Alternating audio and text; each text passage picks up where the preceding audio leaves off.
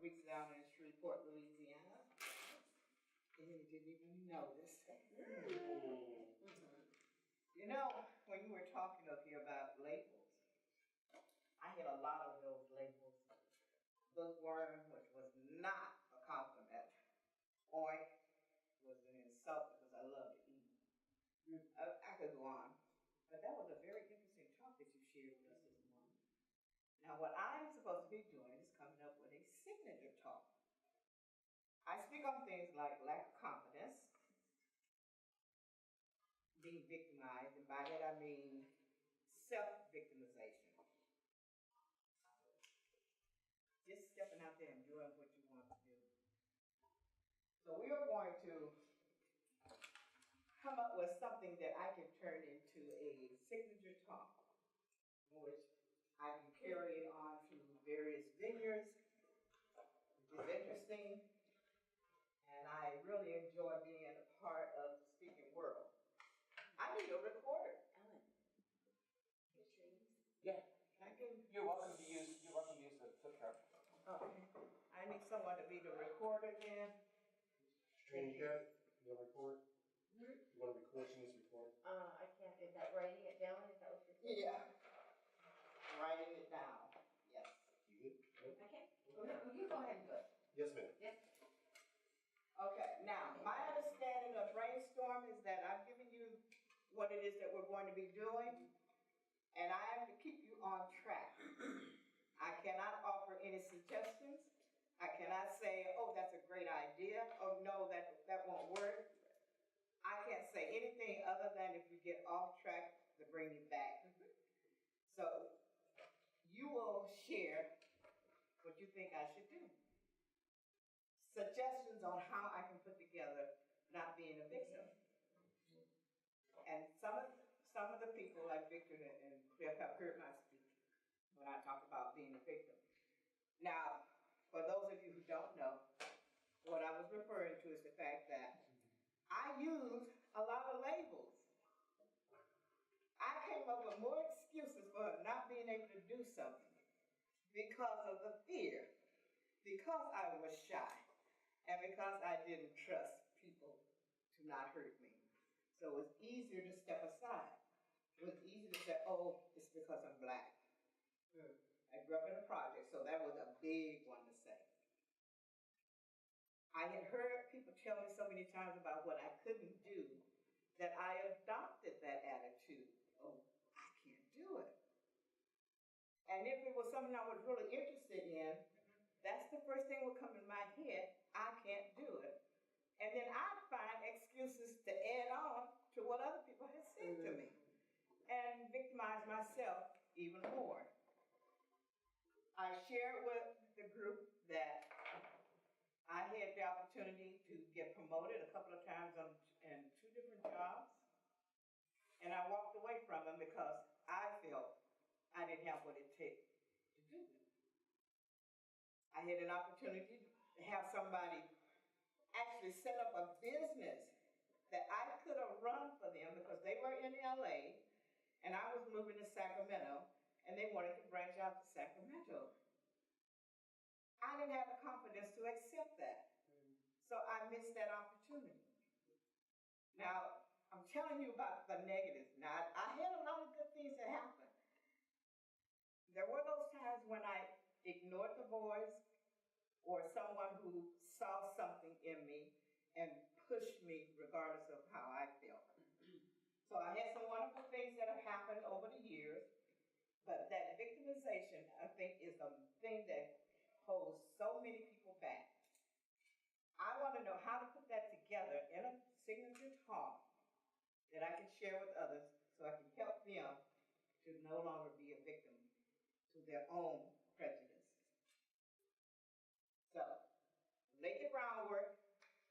It's all up to the rest of you guys. Suggestions. There's no right or wrong, no bad or good. It's whatever. Well, let's cover the groundwork one more time. One of the things you said was that you did right now, you felt you were labeled. I probably did more labeling because I accepted what other people gave me and then I piled onto it. So, and Cliff had something he wanted to share. Okay. Well, I've heard your story before, and in our common vernacular, you were victimized. Twice that you shared. I think that's a good place to start a story. And then there were the times that you wanted to be in fashion and fashion shows, and you were ridiculed and demeaned. And I think from what I've heard of your story, you grew up firmly convinced you were a victim. And you could point to incidences in your life that proved it. And you grew past it. And that's the story that I think would really touch, move, and inspire people, is how you grew past it. Okay. And identifying the ways that you felt victimized, so that you can kind of go through a little bit of a list, so that the people who are hearing you can, grab onto, oh yeah, I've been there. So my parents told me I'd never amount to much, or I went to grab my daddy's hand and he said, "You're needy." So if you have a few ideas that you could kind of put out there, or you hear from other people, then not to dwell on it, but just to kind of throw it out there. Okay. In terms of structure, one of the things that our former president, Rick Pierce, said to me that really spoke to me is that someone was asking him if you have to be funny to be a professional speaker. And with a straight face, Rick says, well, no. Not unless you want to get paid. Okay. So at the beginning of your speech, structure-wise, I think that the person that comes out ought to be the champion.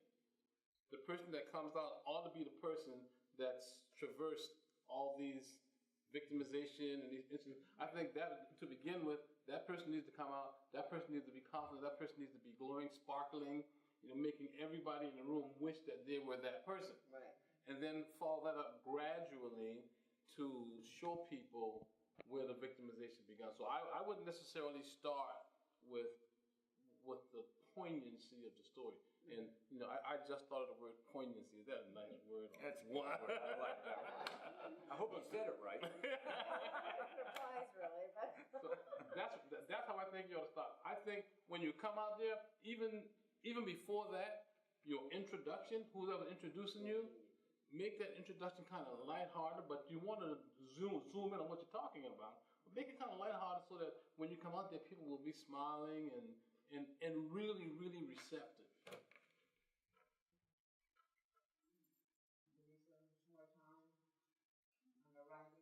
which would also apply to your strengths. Cliff, did you want to say something? No, that's good. Dom? I agree with Victor. I do think that you need to have some emotion in it. So it's based on what Victor said, coming out and being happy and then going into some of the aspects of why you were victimized. But then also keeping it light without, or making it so depressing. Well, here's the difference, though. We can't be afraid, excuse me, let's interject this. We can't be afraid of being emotional, but you don't want to be depressing. There's a distinction there. So what he says, I think, should be the premise of most speakers, coming out with your strength. But then as you go into your story, then let it be personal. And here's the thing that we really want to take on. We're afraid of being vulnerable. See, Alan was vulnerable. Did I say it right? I hope so. He was vulnerable, and we're afraid of it. So we want to feel that we're trusting. The real challenge is to be vulnerable and not trust that they're going to accept you. But if you're going to make a difference, that's what it takes. The courage to be so honest and vulnerable that people really get you're real. But then, going back to what Dawn is saying, is you bring out what you got out of it. In other words, how many times have horrible things happened? You said, I wouldn't have it any other way, but I'd never do it again. So then you build that sense of what we're talking about, anticipation, and people say, wow, that's great. And we get out of any depression because your message is so inspiring. There's nothing depressing about it. Nothing. Because of who you are today. I think too that ultimately in there when we're talking about victimization, people think that they're a victim and you're really not a victim. It's the way that they're thinking about their situation and their life. Are they still dwelling on being a victim, or are they seeing another way to look at it to be able to move beyond it? Okay. Yes, Alan? To the point that Victor brought up, what that does is establishes right at the beginning your credibility so that someone in the audience or the audience in general wants to listen to what you have to say. And then you can get into the story that what you're trying to teach. But that introduction, that first few paragraphs, is critical to either getting the audience on your side and listening or losing them and sleeping. So when's the next person going to come up? You guys are welcome to participate. It's not restricted to just the members. All the feedback that we can put into this is certainly welcome. So if you have something you'd like to share, feel free to do so. When you talk about the speech, the signature speech, it also brings to bear for me all the technical aspects of speaking that we learn as Toastmasters. Certainly people that haven't been Toastmasters, that doesn't have the skills that we have, they have engaging stories and they can tell those stories. But for you who know all the technical aspects, all the vocal variety, you know the gestures, you know all of that, putting all that into your speech, and when you practice your speech, keep all that in there. Keep that information top level in your brain so that you can excel above that. Another person that has an engaging story, but they don't have the technical skills that you have. You know how to do gestures, you know the vocal variety, you know how to develop the speech.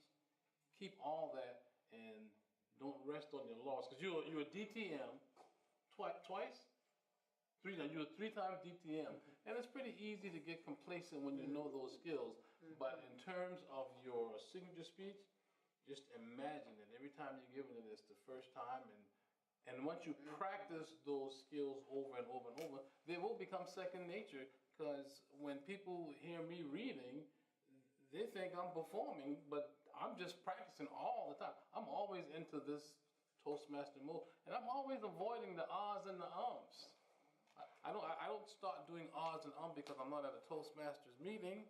Wherever I am, I'm evaluating myself for ahs and ums. I'm just encouraging you to keep those Toastmaster skills, those technical skills that we have Toastmasters, and expressing emotion. When it's time to show emotion, you know how to do that. Oh, go ahead.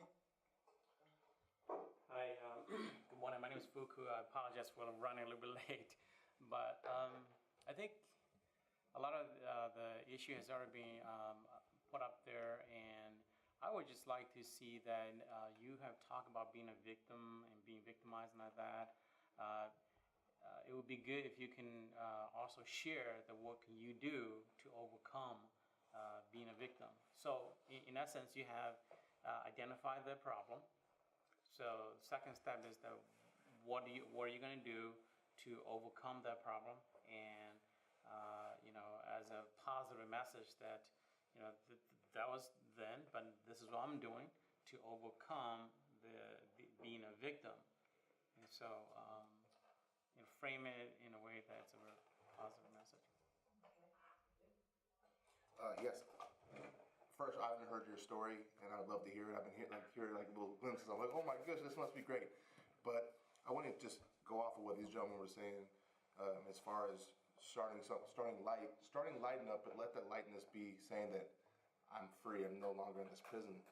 The lightness is saying, hey, I'm not a prisoner right now, but I want to show you about when I was a prisoner.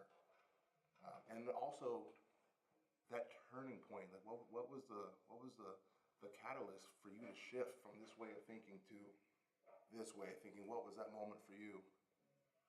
And also the vulnerability, always, the vulnerability is truly, I believe, what makes all of us powerful. We see a lot of people talking all the time, but we don't see a lot of people really having the courage to say, this is who I am, and that's what changes us. So just to see that part of you, it's like, whoa, people will never forget that. So that's... I would reiterate, that's something I hadn't thought of. If you can pinpoint a moment where it shifted, rather than a process. Well, gradually over time I developed, and processes are hard to identify with. But if there's a moment where you recognized, you may have been occurring over a time, but there's a moment when you understood you're no longer that person. That is a very The important. moment of realization. Yeah. So I think that's important. The other thing is, so what do you want your audience to walk away from? What's your intention? What's your intentional message? And what do you want them to walk away? I think we're supposed to be telling you that, aren't we? Right. No, Right. I'm not supposed to comment. No, that's what I'm saying.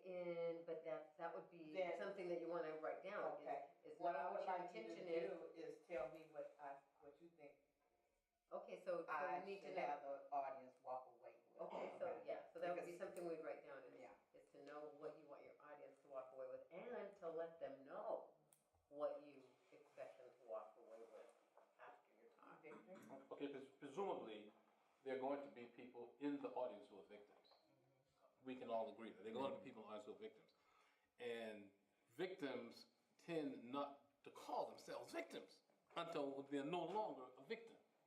So as you're speaking to them, craft your delivery so that you can speak to the victim, put them in a position where it dawns on them that they're a victim rather than in the position of them being, I'm not a victim, when clearly they are. Some people like to be victims, and some people have reasons why they're victims, but they never say, here's the reason I'm a victim. They'll say such and such and such and such is why this and that, but they never really would say, here's the reason I'm a victim. So as you're speaking to them, just keep in mind, or try to put yourself in the mindset of when you were a victim, because when you were being victimized, I'm sure you didn't think to yourself, oh wow, I'm being victimized, until later. Anyone else? Yes. Just one thought about in terms of the one thing I really like about Toastmaster is that the speakers usually are very relaxed and tell jokes, and by telling jokes, it really diffuses the tension in the room. So this, to me, is a very serious topic, but approaching in a light-hearted way, you diffuses the tension in the room, but you're not making light of the issue. The issue is a serious issue, but you want them to walk away with how serious this issue is without feeling really negative about it. They have a little, laughter in there, but it hit in their mind like, well, this is serious. I think that's what we want, Do you have an example? Could you come up with some kind of example story that you might? I'm sure I can come up with an example, but Okay, yeah, you can. Okay, well, let's leave that for the discussion part. We got to stay on track of getting this on the board. Is there any other? Yes. Well, in light, what is your name again, sir? Fu. So in light of what Fu is saying too, one way to do that, you don't want to diffuse the seriousness in the beginning necessarily. You want to come across as strong. But once you're at that point and there is this heaviness, one way that a lot of successful speakers do it is they use some self-deprecating statement. They kind of make fun of themselves or something in a way that makes the audience laugh, and that takes away the pressure. But taking away that pressure at the right time is important, and that's one of the things great about this program. As you develop your speech, you can come to that point, like Alan was doing today, where it is an emotional, and then you get some response from the audience, and because we can't see it necessarily. So as you develop it now, as you go on through the process and develop it, you'll work on those points, those like 3 emotional points that you want to make, and then how to tell it, how to diffuse it, how to come to a conclusion. What would you suggest the 3 emotional points be? I can't. It's your story. You've heard the story. Yeah, but more than once. It's in you. What would you recommend? It's in you. It's your story. I It's don't in you. do It's that. got to come from you. The 3 emotional states. Yeah. You need to hone in on. Yeah, for sure. And in each one of those, that's what I was sharing about what you want to deliver to your person. So that could be, who's your audience, and you go, okay, well, I want to, I want to inspire. I want to, cause them to feel courageous. I want, so you come up with those words inside of you that you want to have brought forth in your message and your stories. I think if you came up with the emotions, the words will evolve. Because typically, the words that we say, no matter how great our talks are, and think of talks that you've been to, people say it's a pretty good word. You don't remember them. You remember what you felt like. You remember the emotions that you had, but you remember specifically what they said. So think of the emotions that you want to elicit, and the words will show up. It's not the words, it's the emotion. It's what you want to leave them. The only purpose of the words is to evoke the emotions. Right. Thank you for helping to clarify that. And potentially you could break down what stories, my personal stories in your own life, or stories that you've seen or heard, what stories evoke those specific emotions. Thank you Make that point. Or what information. Okay. Alan?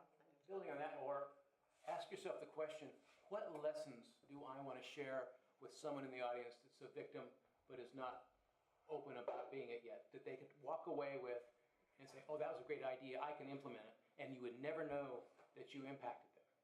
What lessons would you like to share based on your stories and your learning? You're doing good, by the way. I love what you're getting out of this. You can take that home with you. Anything else? Any other suggestions? If there are no other suggestions, then yes.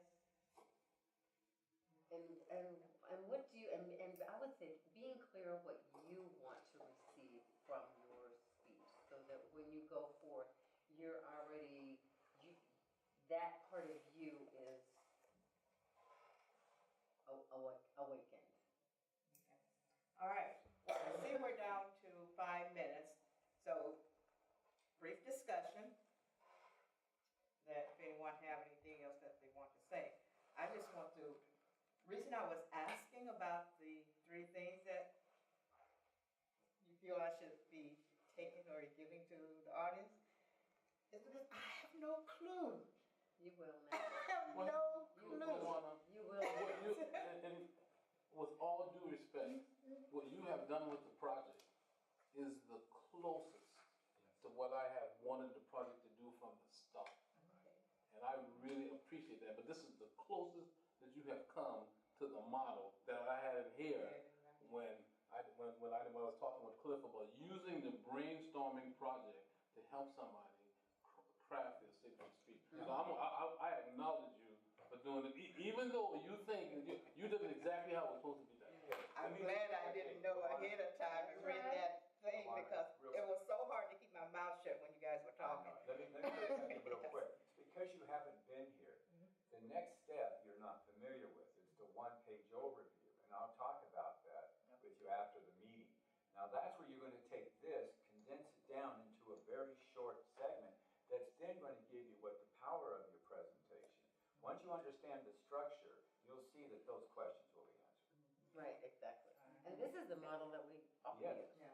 So we Great. I need appreciate to the take suggestions that were made. Thank you all for contributing to it as well.